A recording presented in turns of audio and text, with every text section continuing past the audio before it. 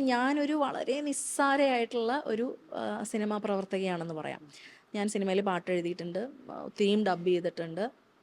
ഒത്തിരിയും ഓപ്പർച്യൂണിറ്റീസ് വന്നതിൽ നിന്ന് തിരഞ്ഞെടുത്ത ഒരു 5 സിനിമകളാണ് ഞാൻ ആസ് എൻ ആക്ടർ അഭിനയിച്ചിട്ടുള്ളൂ.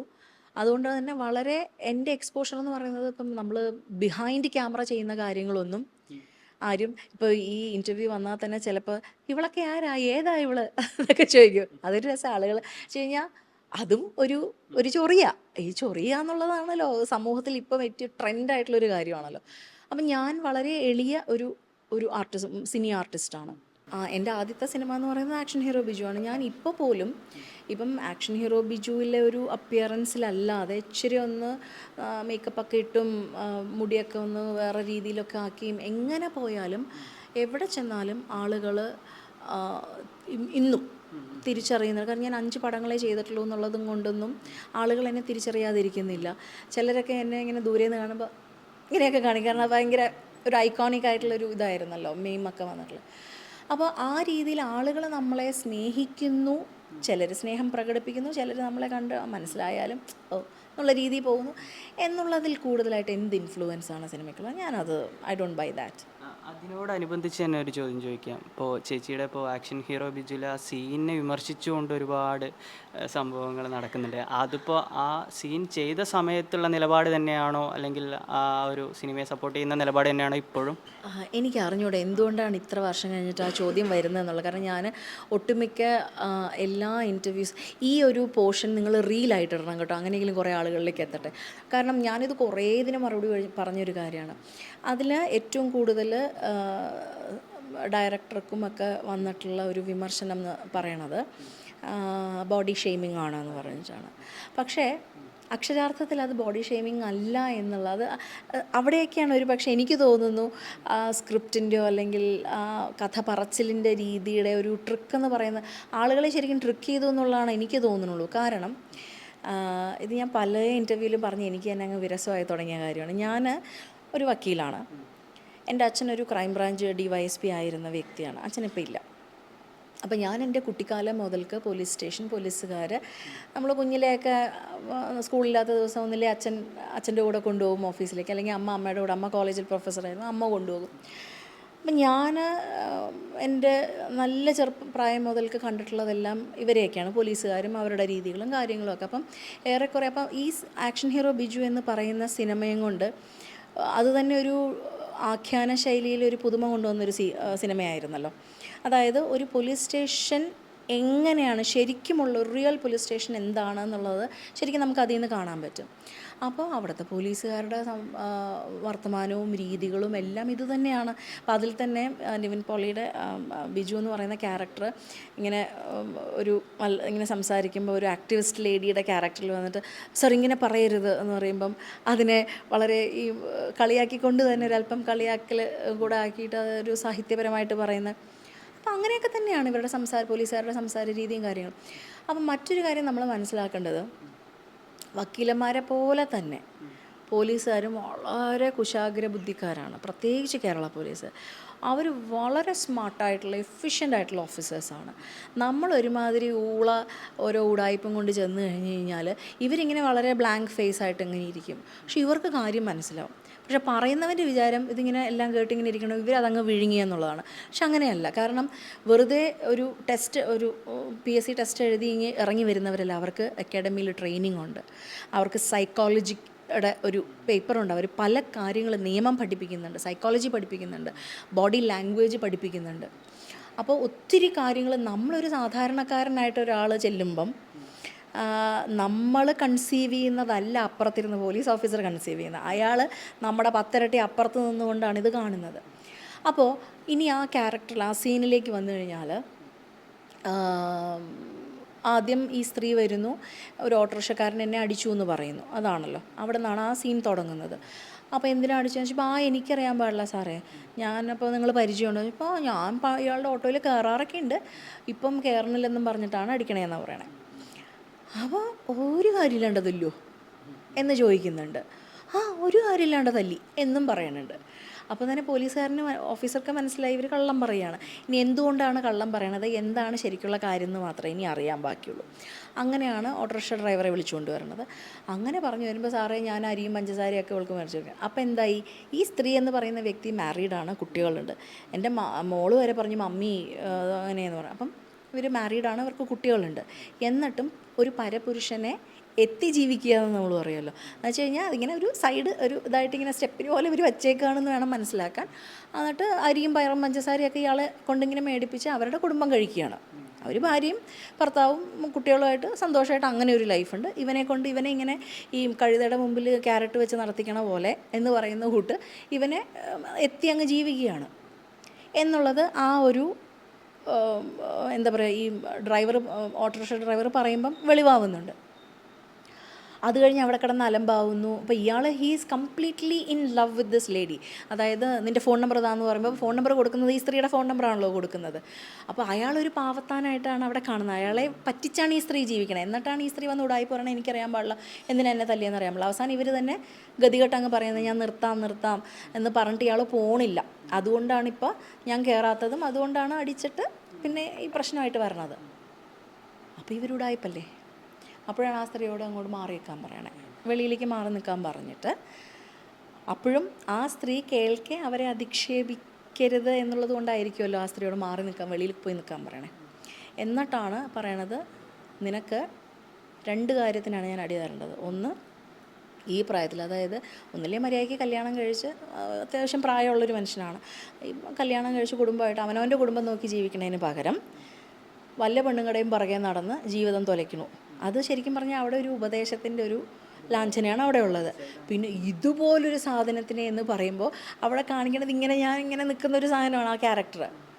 ഇതുപോലൊരു സാധനം എന്ന് പറയുമ്പം ഈ വിഷ്വൽ വരുന്നപ്പോഴത്തേക്കും നമ്മുടെ തലയിൽ വരുന്നത്, അയ്യോ ഒരു കറുത്ത് വണ്ണമുള്ളൊരു ലേഡി, അപ്പോൾ അവരെ അധിക്ഷേപിച്ചു. അല്ല, ഈ ഉടായ്പ കാണിക്കുന്ന ഇത്രയും ഫേക്കായിട്ടുള്ള ഫ്രോഡായിട്ടുള്ള ഒരു സ്ത്രീ എന്നുള്ളത് ഇവിടെ എസ്റ്റാബ്ലിഷ് ആയി കഴിഞ്ഞു. പക്ഷേ ലിറ്ററലി സ്ക്രിപ്റ്റിൽ നമ്മൾ അങ്ങനെ പറയുന്നില്ല. ഇത് നമ്മുടെ ഇമാജിനേഷന് വിട്ടുകൊടുക്കുകയാണ് പ്രേക്ഷകരുടെ.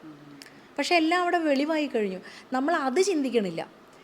എന്തുകൊണ്ടാണ് അപ്പം ഞാൻ ഈ ഭയങ്കരമായിട്ട് വിമർശനം പൊങ്ങി വന്നു കഴിഞ്ഞപ്പോൾ ഞാൻ തന്നെ ആലോചിച്ചു. അപ്പോൾ കാരണം നമ്മളവിടെ അഭിനയിക്കുമ്പോൾ നമുക്കിത് കൃത്യമായിട്ട് അത് ക്ലിയർ കട്ടാണ്. ഇത്ര ഉടായ്പായിട്ടുള്ളൊരു സ്ത്രീയാണ്. ആ ഉടായ്പ് സ്ത്രീയുടെ ബോഡി ലാംഗ്വേജാണ് എനിക്ക് പറഞ്ഞു തന്നിട്ടുള്ളത്. I M a first time actor facing a movie camera, right. എനിക്ക് അഭിനയം അതിനു മുമ്പ് ഞാൻ ചെയ്തിട്ടില്ല, എനിക്ക് വശമില്ല.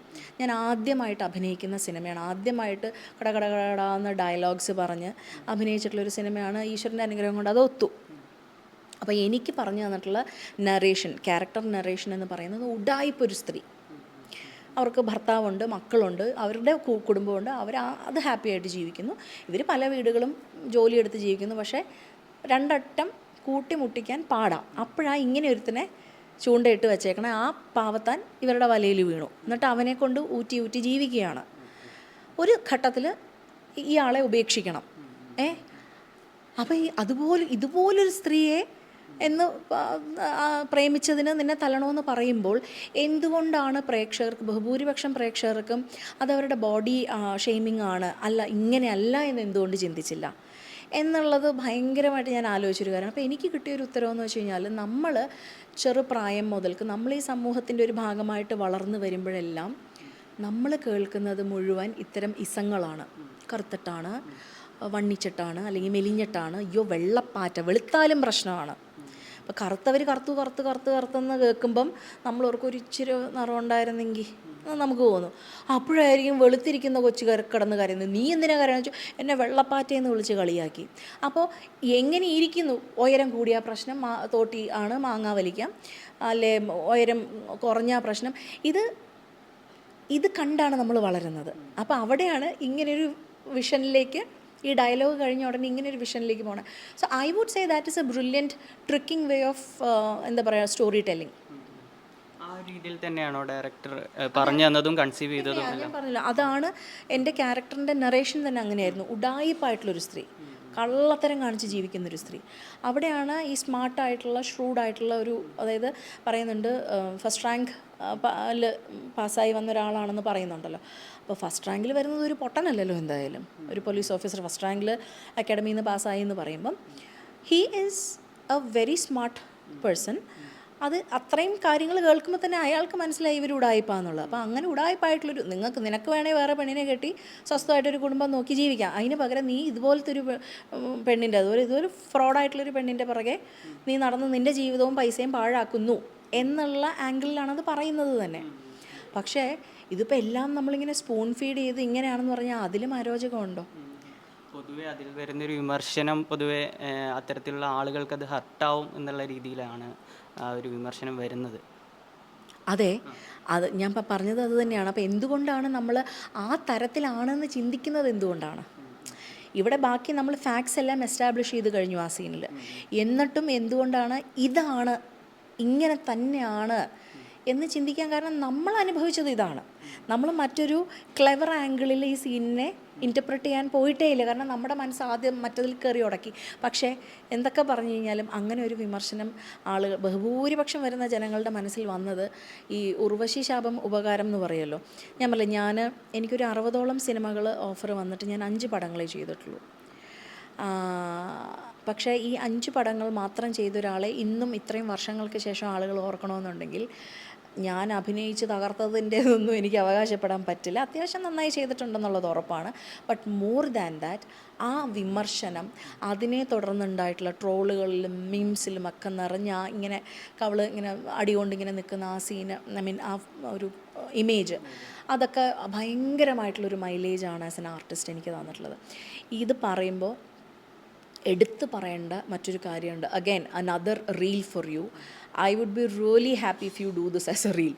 അത് മറ്റൊന്നുമല്ല, ഒരു സ്ട്രക്ചേർഡ് സ്ക്രിപ്റ്റിൽ നിന്നുകൊണ്ട് അല്ല ആക്ഷൻ ഹീറോ ബിജു ഉണ്ടായിട്ടുള്ളത്. ഒരു എന്താ പറയുക, ഒരു ബേസ് ലൈൻ മാത്രമാണ്. അവിടെ നിന്ന് Shine as a director he would tell, ഇപ്പം നമ്മൾ ചെയ്യാൻ പോണത് ഇതാണ്, അപ്പോൾ ഇന്നതാണ് കാര്യങ്ങൾ, നിങ്ങളുടെ അവസ്ഥ ഇതാണ്, നിങ്ങളുടെ അവസ്ഥ ഇതാണ്, ഇങ്ങനെ ഒരു സാധനം പറയുക എന്നുകൊണ്ട് പുള്ളി എന്തെങ്കിലും ഒരു സാധനം പറയും. നമ്മൾ ടേക്കിൽ പറയുന്നത് സംതിങ് ഡിഫറെൻറ്റ്, ടോട്ടലി ഡിഫറെൻ്റ് ആയിരിക്കും. അപ്പോൾ അങ്ങനെ നമ്മളെക്കൊണ്ട് വളരെ ഇംപ്രോംപ്റ്റു ആയിട്ട്, അതൊക്കെയാണ് അതിൽ ഭയങ്കര ഓർഗാനിക്കായിട്ട് ആളുകൾക്ക് ഭയങ്കര ഇഷ്ടം തോന്നിയത്. നമ്മളിങ്ങനെ കാണാപ്പാടം പഠിച്ച് അയ്യോ ഡയലോഗ് തെറ്റുമോ എന്നുള്ള പേടിയിലല്ല, നമുക്ക് അന്നേരം സംഭവം മനസ്സിലായി, ഇതാണ് സിറ്റുവേഷൻ. അപ്പോൾ ഞാനിങ്ങനെ പറയണം, ഏകദേശം ഒരു ലൈൻ പുള്ളി പറഞ്ഞു തന്നു. അപ്പോൾ അത് ടേക്കിൽ എന്താണോ നമുക്ക് വരുന്നത് നമ്മൾ അതാണ് പിന്നെ പറയുന്നത്. അപ്പോൾ അങ്ങനെയുള്ള സന്ദർഭത്തിൽ ഞാൻ പേഴ്സണലി എക്സ്പീരിയൻസ് ചെയ്തൊരു കാര്യമെന്ന് പറയുന്നത്, ചുറ്റും ആക്ടേഴ്സായിട്ടും നോൺ ആക്ടേഴ്സായിട്ടുമുള്ള ക്രൂ ഉണ്ടല്ലോ. അപ്പോൾ അവരോടൊക്കെ ഈ രംഗം കൊഴുപ്പിക്കാനായിട്ടുള്ള സജഷൻസ് പുള്ളി ചോദിക്കും, ഷൂട്ട് ആ സീൻ എടുക്കുന്നതിന് മുമ്പ്. അപ്പോൾ ഇതും ഞാൻ പലവട്ടം പറഞ്ഞിട്ടുള്ള കാര്യം, പക്ഷേ ഇതൊന്നും ആളുകളിലേക്ക് എത്തിയിട്ടില്ല എന്ന് തോന്നുന്നു. അപ്പം ഇത് ഷൈൻ ആസ് എ ഡയറക്ടർ, അദ്ദേഹത്തിൻ്റെ ഒരു എന്താ പറയുക സ്ട്രെങ്ത്ത് അല്ലെങ്കിൽ മഹത്വം എന്ന് തന്നെ പറയാം. അതുതന്നെയാണ് ആസ് എ ഡയറക്ടർ പുള്ളി എത്രത്തോളം ഹൈ ലെവൽ തിങ്ക് ചെയ്യുന്ന ഒരാളാണെന്നുള്ളതിൻ്റെ ഒരു ദൃഷ്ടാന്തമാണ്. അപ്പോൾ ഇങ്ങനെ സീൻ കൊഴിപ്പിക്കാൻ വേണ്ടിയുള്ള സജഷൻ ചോദിക്കുന്നു. ഞാനൊരു വക്കീലാണ്, I M a first timer. Abrid Shine എൻ്റെ സുഹൃത്താണ്. അപ്പം പെട്ടെന്നൊരു 1-2 പേര് ഒരു സജഷൻ പറഞ്ഞു. അത് എൻ്റെ ജീവിതത്തിൽ അന്ന് വരെ ഞാൻ കേട്ടിട്ടുള്ളതിൽ വെച്ച് വൾഗറായിട്ടുള്ളൊരു സജഷനായിരുന്നു. ഒരു ഡയലോഗ്. ആ ഡയലോഗ് കേട്ട് കഴിഞ്ഞപ്പോൾ എൻ്റെ ഉള്ളൊന്ന് കിടുങ്ങി. ഈശ്വര, ഷുഡ് ഐ സക്കംബ് ടു ദിസ് എന്നാണ് എൻ്റെ ഉള്ളിൽ തോന്നിയത്. എനിക്ക് പെട്ടെന്ന് എൻ്റെ ഫ്രണ്ട്സ്, എൻ്റെ ഫാമിലി, പക്ഷേ എന്നെ അറിയുന്ന, ഞാൻ എന്താണ്, the fire that I am എന്നുള്ളത് അറിയുന്ന വ്യക്തികൾ, മഞ്ജു നീ പോയിട്ട് ഇങ്ങനത്തെ ഒരു ഡയലോഗിന് തലവെച്ച് കൊടുത്ത് നിന്ന് അഭിനയിച്ച് കളഞ്ഞല്ലോ, കഷ്ടം എന്നെന്നെ നോക്കി പറയില്ലേ എന്നൊക്കെ ഉള്ള വിഷമത്തിൽ നിൽക്കുകയാണ്. ശരിക്കും പറഞ്ഞാൽ നമ്മൾ ഈ പറയുന്ന പോലെ ഫ്രീസ് ആവുന്ന, എന്താണ് ഒരു പെട്ടെന്നൊരു ക്വിക്ക് ഞാനൊരു തീരുമാനം എടുത്തില്ലെങ്കിൽ ഇത് പണിയായി പോകും എനിക്ക്. അത്രയും മോശമായിട്ടുള്ള ഒരു സജഷനാണ് വന്നത്. അപ്പം ഞാനിങ്ങനെ ആകെ ടെൻഷൻ അടിച്ച് ഇങ്ങനെ നിൽക്കുമ്പോൾ ആക്ഷനൊരു ബിജുവിൻ്റെ, അതായത് SIയുടെ ടേബിളായിട്ട് കാണിക്കുന്ന ടേബിളുണ്ടല്ലോ, അതിലിങ്ങനെ ഇരുന്ന് കാലാട്ടി സജഷൻസൊക്കെ ഇങ്ങനെ കേട്ട് ഇങ്ങനെ തലകുനിച്ച് ഇങ്ങനെ ഇരിക്കുകയാണ് അബ്രിഡ് ഷൈൻ. അദ്ദേഹം അപ്പോൾ ഇത് കേട്ട് കഴിഞ്ഞപ്പോൾ ഇങ്ങനെ ചിരിച്ചും കൊണ്ട് ഇങ്ങനെ ആരുടെയും മുഖത്തേക്ക് നോക്കണില്ല, നോ എന്നിങ്ങനെ തലയാട്ടി.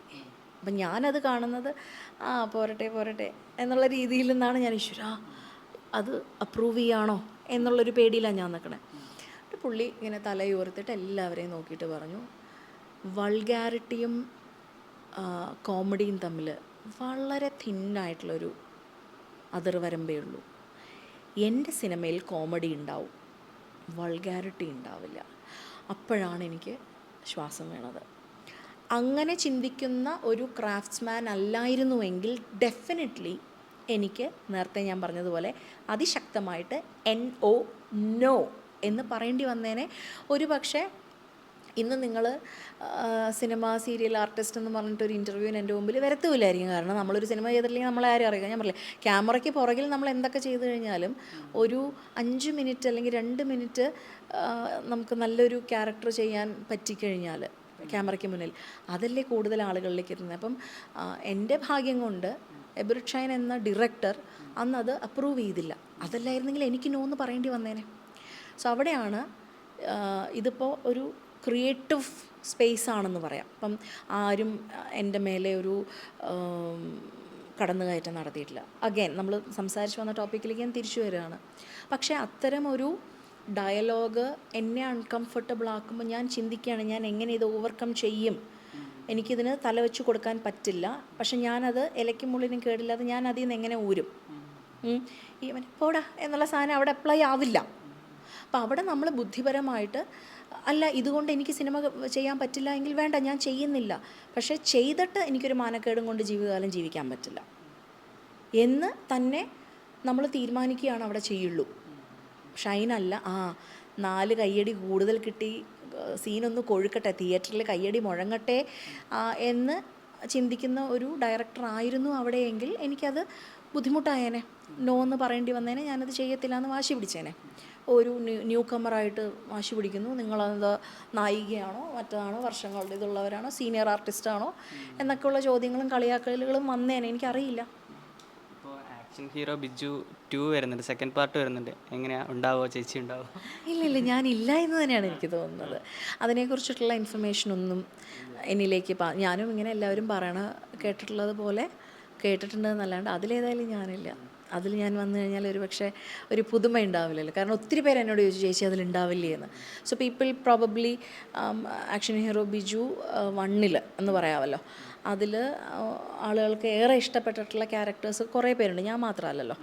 അപ്പോൾ അവരോടൊക്കെ ചിലപ്പോൾ ഈ ചോദ്യം പോയിട്ടുണ്ടാവാം. അപ്പോൾ അവരിൽ ആരെങ്കിലുമൊക്കെ തന്നെ ഉണ്ടായാൽ പോലും എനിക്ക് തോന്നുന്നു ആക്ഷൻ ഹീറോ ബിജു 2 ഒരു പുതുമ ചിലപ്പം പോയേക്കാം. അപ്പോൾ അതുകൊണ്ട് മാത്രമല്ല, പുതിയ ആളുകൾ വരട്ടെ. ഇപ്പോൾ ഒരാൾ മാത്രം, അല്ലെങ്കിൽ ഇപ്പോൾ തന്നെ കുറച്ച് പേര് ലഹരി ഉപയോഗിക്കുന്നു, പക്ഷെ അവർക്ക് തന്നെ വർക്കുകൾ എപ്പോഴും കിട്ടുന്നു എന്നുള്ള പരാതിയൊക്കെ പോട്ടെ. പുതിയ ആളുകൾ വരട്ടെ. എക്സ്പെരിമെൻ്റൽ ആയിട്ട് ഡയറക്ടേഴ്സിന് ആളുകളെ എടുക്കാൻ പറ്റട്ടെ.